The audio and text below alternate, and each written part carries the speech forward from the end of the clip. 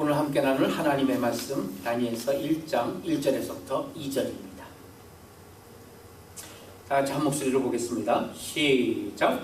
유다왕 여호와김이 위에 있은 지 3년에 바벨론 왕 느부갓네살이 예루살렘에 이르러 그것을 에워쌌더니 주께서 유다왕 여호와김과 하나님의 전 기구 얼마를 그의 손에 붙이심에 그가 그것을 가지고 신할 땅 자기의 신의 묘에 이르러 그 신의 보고에 두었더라. 아멘. 아멘.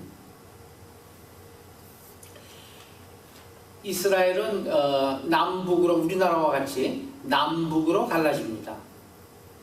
솔로몬 왕 이후에 남북으로 갈라져 갖고 북은 뭐죠? 북쪽은 이북은 이스라엘, 그 다음에 이남은 유다, 이렇게 갈라집니다. 이스라엘과 유다로 갈라졌죠. 그 후에 유다는 바벨론에 의해서 멸망을 당합니다. 바벨론에 의해서 멸망을 당할 때 유다 사람들 많은 수가 바벨론의 포로로 끌려갑니다. 그 포로들 중에 다니엘과 이 세 친구도 그때 포로로 끌려간 사람들입니다. 그러나 특별히 다니엘과 이 세 친구, 이 소년들은 포로로 끌려갔음에도 불구하고 이방 땅에서 신앙을 잘 지킨 인물로 다니엘서가 기록하고 있습니다. 그들은 그렇게 신앙을 잘 지킴으로 인해서 하나님께 놀라운 복을 받고, 특별히 또 어려운 여건 속에서도 오히려 귀하게 신앙의 본보기로 쓰임을 받았던 것, 그것들을 기록해 놓은 게 다니엘서입니다. 그래서 오늘도 이 다니엘서를 초반부를 읽으면서 심한 도전을 받게 되어 있어요. 특별히 전주에 다니엘서의 다니엘과 세 친구들에 대한 말씀을 같이 나눴습니다만은 내친 김에 다니엘서를 처음부터 쭉 한 번 더 살펴볼 요량으로 오늘 1장 1절에서부터 2절, 그리고 전주에 했었던 3절에서 16절은 뛰어넘고 그 다음으로 해서 계속해서 한번 다니엘서를 어느 정도 살펴보기를 바랍니다. 이 다니엘서를 살펴봐야 되기 때문에 이제 전체적인 윤곽을 갖다가 우리가 알고 있어야 돼요. 다니엘서는 몇 장으로 되어 있어요? 전체가 12장으로 되어 있습니다. 다니엘서는 전체가 12장으로 되어 있어요. 그런데 다니엘서의 특징은 뭐냐면은 전반부와 후반부가 나눠져 있다는 특징이 있어요. 그래서 전반부는 12장을 반응하는 뭐죠? 전반부 6장, 1장에서부터 6장까지, 그게 전반부예요. 그 다음에 7장에서부터 12장까지, 이게 후반부, 이렇게 둘로 나눠져 있어요. 전반부와 후반부는 내용도 다르고 문체와 그리고 또 이 풀어나가는 스타일도 전혀 달라요. 그래서 다른 책 같아요, 사실은. 그런데 사실은 다니엘서는 맞습니다. 그런데 내용이 뭐가 이렇게 크게 다르냐? 전반부 오늘서부터 살펴볼 1장에서부터 6장까지는 뭐냐면은 이미 일어난 일, 다니엘이 이미 경험한 일, 일어난 일을 그러니까 과거의 일에 대해서 설명하고 있어요. 그렇기 때문에 이해하기가 쉬워요. 이미 다니엘이나 다니엘의 세 친구나 그 당시에 있었던 사람들은 다 경험한 거예요. 경험한 걸 갖다가 일기 쓰듯이 써놨으니까 쉽지 않아요. 그거는 자기가 다 눈으로 본 거를 묘사하는 거니까 그렇게 어렵지 않아요. 그래서 이해하기가 쉬워요. 또 은혜로워요. 뭔가 영민이도 전체 얘기했지만 재미있는 것들이 많잖아요. 그죠? 무슨 사자굴에다 쳐넣기도 하고 사자 입을 봉하기도 하고 아주 신기한 일들, 풀무불 속에 집어 넣는데 풀무불, 그 뜨거운 풀무불 속에서 막 돌아다녀 사람들이. 재밌잖아요. 이러한 것들로 6장까지가 되어 있어요. 그래서 참 은혜로워요. 뭔가 또 하나님의 사람들이 나와서 도와주는 게 눈으로 보여요. 그걸 다 설명해 놨으니까 얼마나 은혜롭고 또 이해하기가 쉬운 것, 그게 이제 6장까지입니다. 그런데 후반부 7장서부터 12장까지는 지금 기록한 당시에 앞으로 되어진 일이에요. 더 나아가서는 지금도 기대하고 있는 일이 다 이 안에 있어요. 앞으로 되어질 일이기 때문에. 그래서 다니엘이 받은 그 묵시, 이상 뭐 이런 것들이 나옵니다. 때문에 다니엘이 그걸 갖다가 하나님의 영의 이 영역을 받아서 쓰긴 썼는데 자기도 몰라요, 사실은. 그러니까 자기도 모르면서 썼는데 남이 알아듣겠어요? 잘 몰라요. 그래서 이해하기가 상당히 어렵습니다. 그리고 난해합니다. 그것이 7장서부터 12장이에요. 자, 그러면 1장에서는 무슨 내용이 나오냐? 1장에서는 앞서 살펴봤다시피 다니엘과 세 친구, 포로로 끌려간 얘기 나오죠. 다니엘과 세 친구. 그래서 여기에서 그들은 이제 왕이 주는 산의 진미를 갖다가 그리고 포도주를 마시지 않았다. 전주에 이제 얘기했죠. 거절했어요. 채식만. 그러면서도 뭘 갖고 있었죠? 대안을. 그리고 또 한정하여서 뭐 예를 들어서 열흘간만 채식을 한번 보십시오. 그럼 한번 보세요. 그래서 우리가 틀렸으면은 이 황관장이 알아서 하시고 우리가 맞았으면은 우리 주장대로 좀 해주세요. 뭐 이러한 서로 그 협상 테이블을 갖는 그런 내용들이 있죠. 그게 1장이에요. 산의 진미와 좋은 음식과 포도주 마시지 않고 그리고 채소와 물만 먹어요. 그럼에도 불구하고 어떻게 됐죠?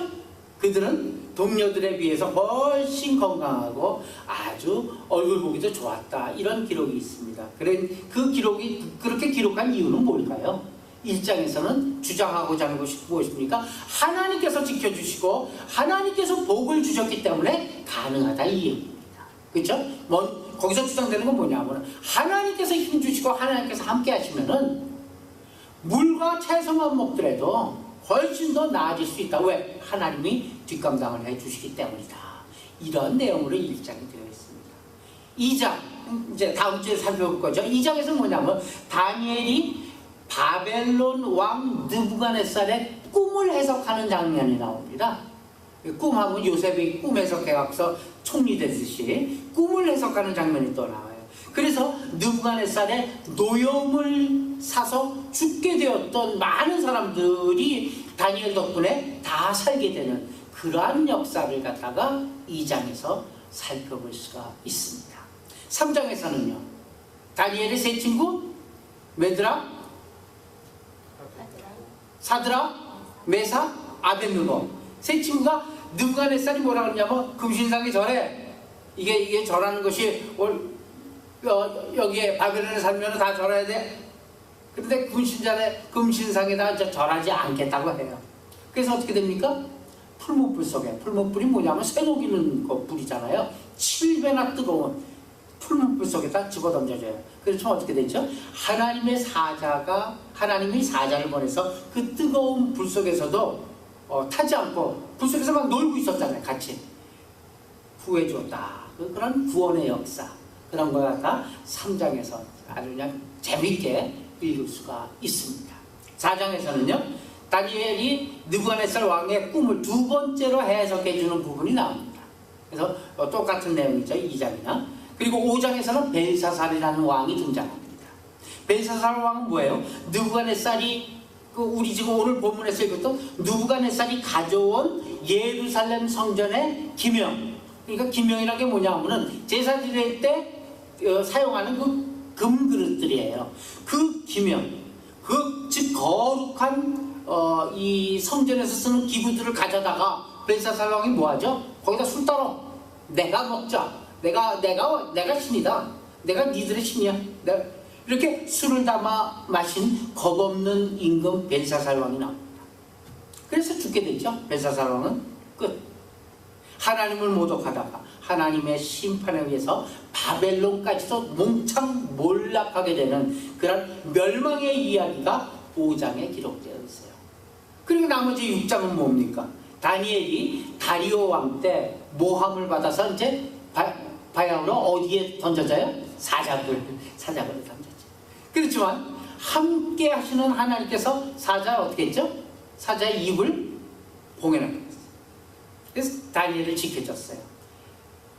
다른 사람들도 다 그렇겠지. 해갖고 대신들을 집어넣었더니 대신들은 어떻게 됐어요? 순식간에 뼈도 못 치고 잡아서 펴줬어요. 이렇게 6장까지 흥미진진한 이야기로 채워져 있고, 그래서 재미있고 또 매 사건마다 특별히 교훈을 주는 그런 내용이 6장까지 전반부입니다. 그런데 7장 이후부터는 앞으로 되어질 일, 묵시가 기록되어 있어요. 후반부 7장에서부터 12장까지에는 4가지의 받은 이상과 묵시에 대해서 기록하고 있어요. 4번의 묵시를 기록하고 있죠.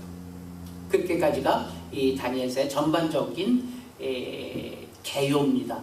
개요를 살펴봤고, 그래서 오늘은 첫 장 1장 1절에서부터 2절, 뭐 2절밖에 안 됩니다만은 생각해 볼 내용이 굉장히 중요해요.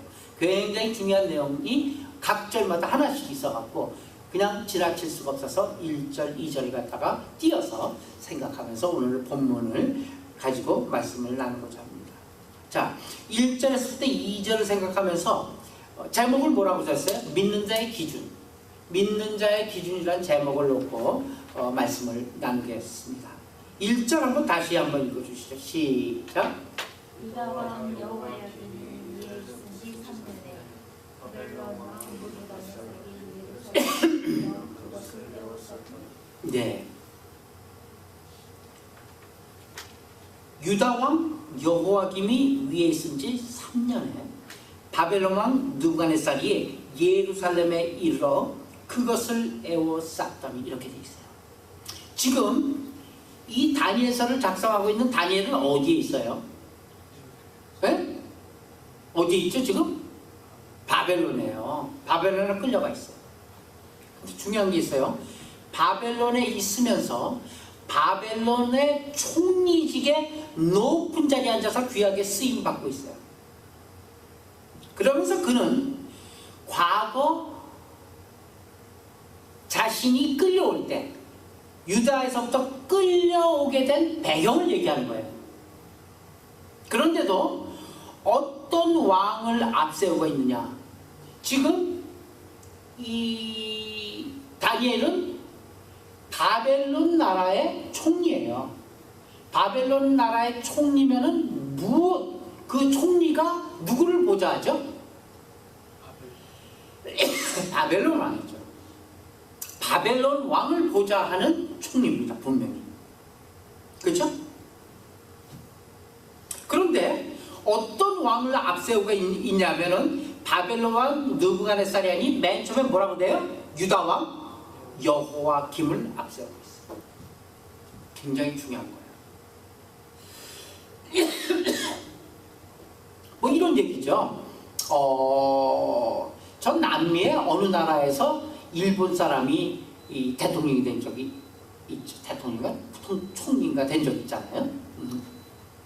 그러면서도 그 사람이 얘기를 할 때 왕을 우리 왕 일본 천황이 뭐 이렇게 얘기하는 거랑 똑같은 얘기예요. 이제 어림잡아 볼 수가 있겠죠.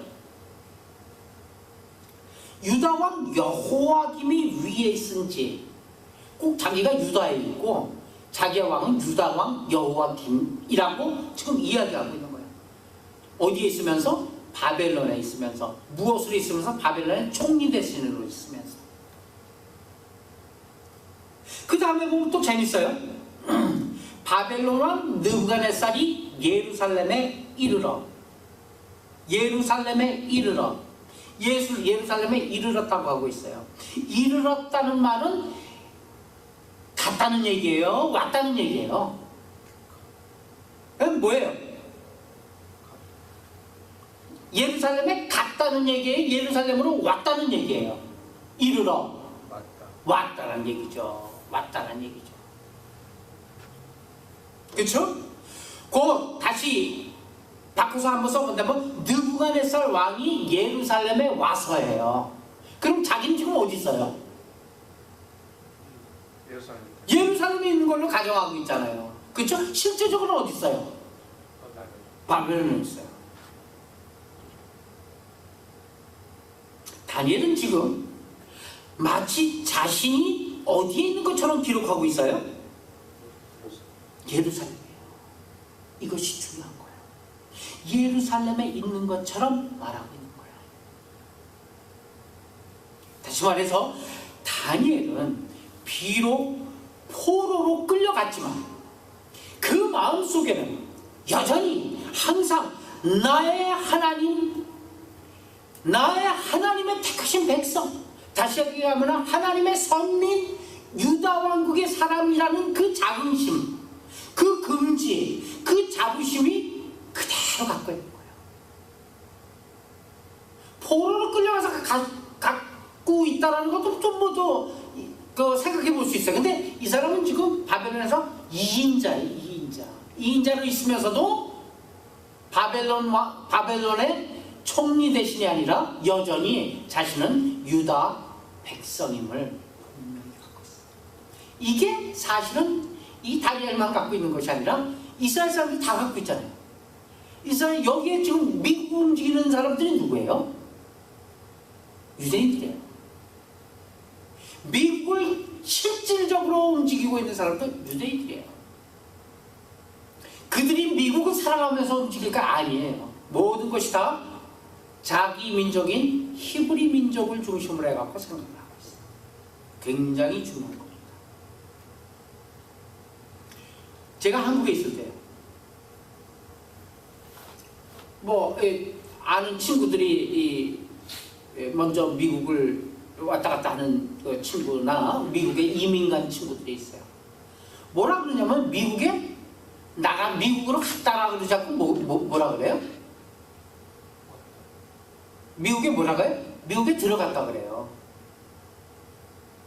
미국에 걔 어디 있어? 미국에 들어갔어. 한국에 그 다음에는 뭐라 그래? 한국에 나왔어. 그렇죠? 우리도 그런 동사를 사용했어요. 미국에 들어갔더니 한국에 나왔더니 이렇게 얘기해요. 그 사람은 지금 어디에 있는 거예요? 본이 미국에 있잖아요. 굉장히 중요한 겁니다. 심지어 바벨론의 총리로 있었던 다니엘은 총리로 있었을 망정 자기의 모든 지금 쓰는 글에서의 자기의 위치는 어디예요? 미국으로 들어간 게 아니라 미국으로 나간 겁니다. 그렇죠?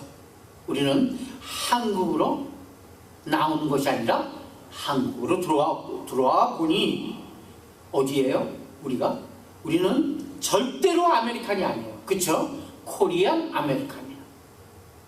중요한 거예요. 그게 우리들의 아이덴티티예요. 그런 걸 잊지 않는 다니엘을 우리는 기억해 볼 수가 있습니다. 여기서 굉장히 귀중한 가르침을 하나 갖게 되는데 뭐냐면은 예수 그리스도 밖에 있을 때 우리가 인정을 하던 인정을 하지 않던 누구의 노예? 사단의 노예였다는 사실이에요. 맞죠? 예수 밖에 있을 때 우리는 본인이 원치 않더라도 본인은 인정하지 않더라도 사단의 노예였어요. 세상의 속성이 다 사단의 노예예요. 그래서 사단이 이끄는 대로 죄를 지으면서 사단이 고삐 끄는 대로 끌려가고 끌려나오고 그랬댔어요. 그러나 이제는 달라졌어요. 우리는 하나님의 나라 자녀가 되었고 하나님의 나라 백성입니다. 예수 그리스도께서 핏값으로 우리를 사주셨습니다. 우리를 예수 그리스도의 소유로 삼아 주셨습니다. 주인이 바뀌었습니다. 우리의 주인이 누굽니까? 예수 그리스도께서 우리의 주인이십니다. 우린 더 이상 사단의 노예가 아닙니다. 사단의 노예가 될 수 없습니다. 세상에 속한 세상 기준을 따르는 사람이 아닌 것입니다. 주인이 바뀌면 어떻게 돼야 돼요? 주인이 바뀌면 집도요, 주인이 바뀌면 제일 먼저 하는 게 뭔지 알아요? 집을 사갖고 들어갔어요. 제일 먼저 뭐 해야 돼요? 도배하죠. 도배도 새로 하고 외벽도 다시 칠하고 이렇게 웬만한 거 바꿀 수 있는 거 다 바꿔요. 집을 사면 그렇게 되잖아요. 자동차를 중고로 사더라도 마찬가지죠. 웬만한 거 이렇게 있던 거 갖다 많이 바꾸죠. 마찬가지예요. 우리의 삶도 주인이 바뀌면 어떻게 돼요? 달라져요. 바뀌어져야죠. 말로는 예수 그리스도의 종이라고 고백을 합니다. 고백하기 쉽습니다. 그러나 옛 주인인 사단의 지배를 따라 사는 사람들이 얼마나 많이 있는지요. 우리의 신분이 어떠한지 우리는 착각하면 안 됩니다. 제대로 알고 제대로 살아야 되겠죠. 마치 다니엘이 나라가 망하고 포로로 끌려간 처지였지만 여전히 나는 하나님의 자녀예요. 여전히 택한 백성이다. 여전히 나는 어디에 있는가? 비록 바벨론에 포로로 와 있지만 나는 지금 어디 있는가? 유다에 있다 이 얘기예요. 모든 기준이 유다에 있는 걸 기준으로 해서 모든 걸 설명하고 있어요. 미국으로 나간 곳이 되는 거예요. 들어갔다가 아니라 한국으로 나온 것이 아닌가? 한국으로 들어온 것입니다.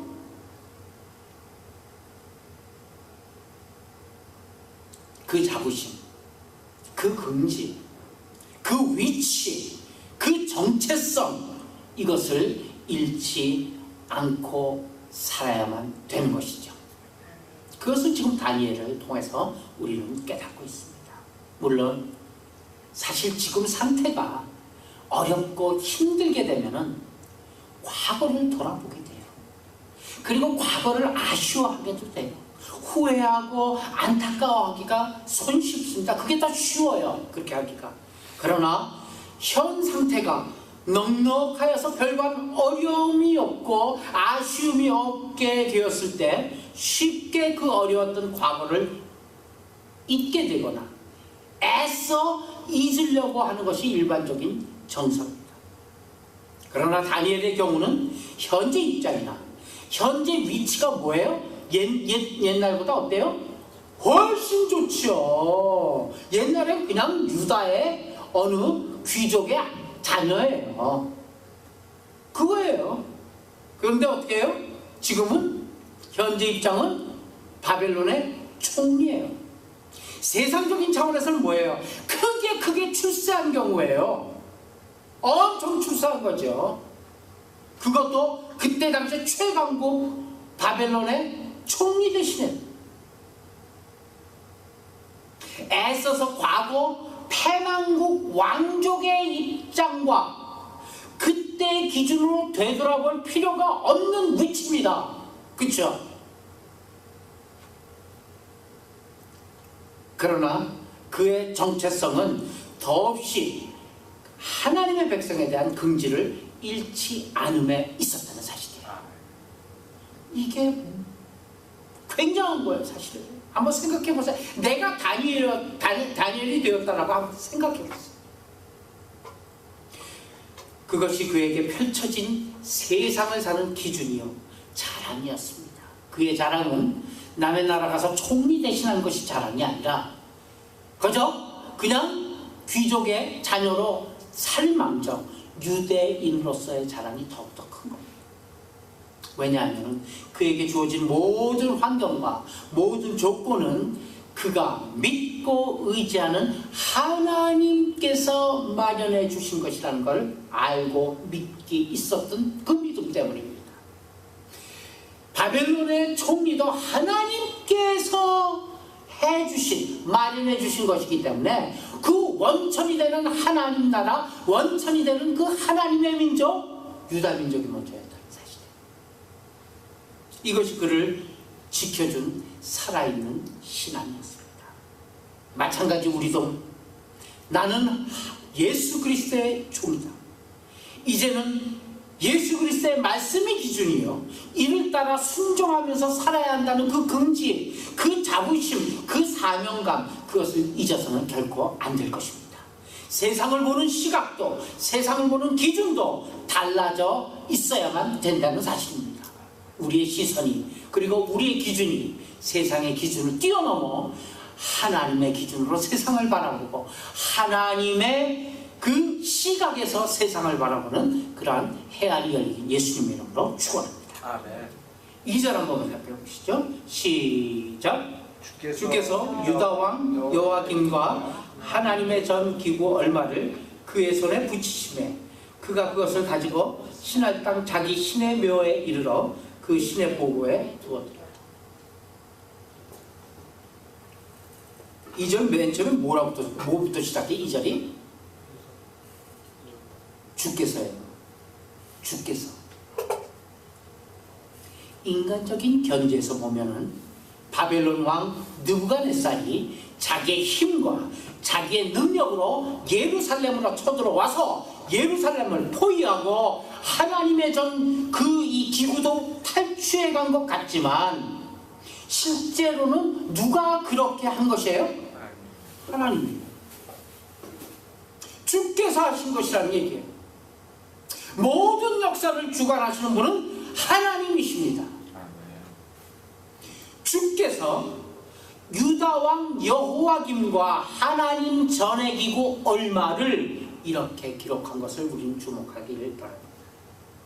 다니엘의 주되시는 하나님이십니다. 모든 주권은 다 하나님의 손에 있습니다. 모든 사건과 모든 환경과 모든 조건들은 다 하나님께서 그렇게 하신 것입니다. 사실 느부갓네살 왕도 하나님의 도구로 사용되었을 뿐이라는 사실입니다. 여호와김 사악한 왕이었죠. 여호와김이 얼마나 사악한지를 한번 살펴볼까요? 예레미야서 36장 23절 시작. 여우디가 3편 4편을 낭독하면 왕이 소도로 그것을 연하여 베어 화롯불에 던져서 온 두루마기를 태웠더라. 예레미야가 쓴 두루마기를, 이게 무슨 얘기죠? 이게 뭐죠? 성경이죠. 성경을 갈로 다 싹싹 다 잘라갖고 화롯불에 집어 던져서 다 태워버렸던 왕이 누구예요? 여호와김이에요. 하나님의 심판을 받을 수밖에 없어요. 면할 수가 없는 왕. 그래서 이스라엘이 느부갓네살 왕에 의해서 멸망을 당하고 만 것입니다. 그리고 이 2절은 연이어서 5장에서 나올, 앞서 잠깐 설명했죠? 벨사살 왕이 하나님의 전 기구에 술담아 마신 사건을 암시하고 있는 구절이 바로 2절입니다. 그렇죠? 기구 얼마를 그의 손에 붙이시면 그가 그것을 가지고 신할 땅 자기 신의 묘에 이르러 그 신의 보고에 두었더라. 이렇게 기록해놨기 때문에 이것이 그대로 5장에서 벨사살 왕이 야, 그 기명 좀 갖고 와보라고 해갖고 거기다 술 따라 마시게 되는 거야.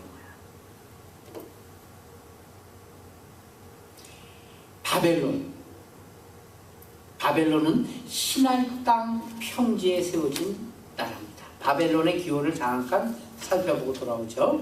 창세기 11장 1절에서부터 9절입니다. 함께 보겠습니다.